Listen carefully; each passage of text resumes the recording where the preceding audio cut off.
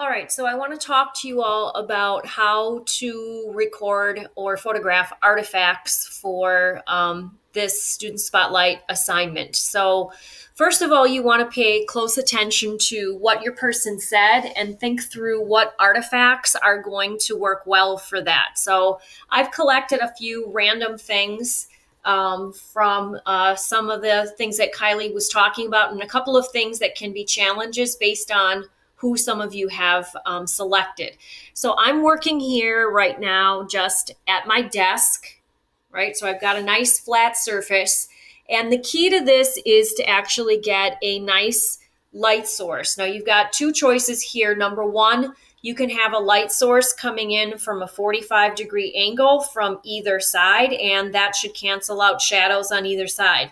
That one's a little bit harder to do. Your second best choice is to get a light coming from directly above, which is what I'm setting up here with my desk lamp. So that's my lighting setup. So now I'm going to focus in on my work area. I want a nice plain background.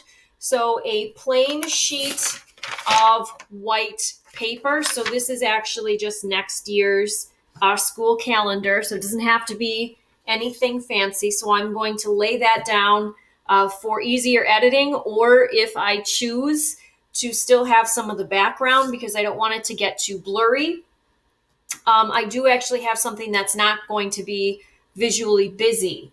So if I have something that is going to be a flat object, like Kylie was talking about how old she is now, this is her school picture for this year.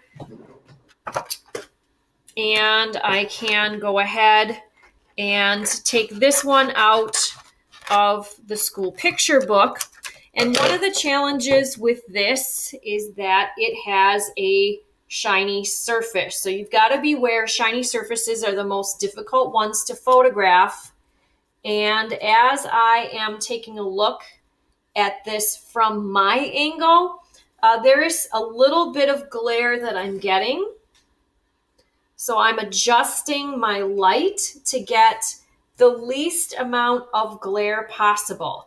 And then as I am taking my pictures with my phone camera, I want to make sure that I am directly above my photograph, and so that I don't have any shadows from my own phone or my own hand. So I've got to move it a little bit. So I've had to make some adjustments because I still want it well lit. But right now, the shadows of my hands are off to the side. The glare from the light in my shiny photograph are off to the side. I'm going to make sure that I tap so that it focuses in on her face. And I have a photograph of a photograph. So the shiny stuff is the hardest stuff to do.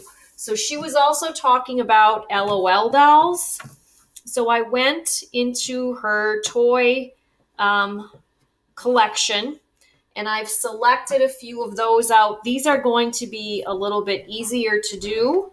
You want to, again, minimize shadows. So I'm going a little bit more straight above for this. And again, double check where are your shadows that you're casting, because right now I'm casting a shadow into this and that's going to be distracting. I'm going to zoom in a little bit. I'm going to go sideways on this one, squared off in the top.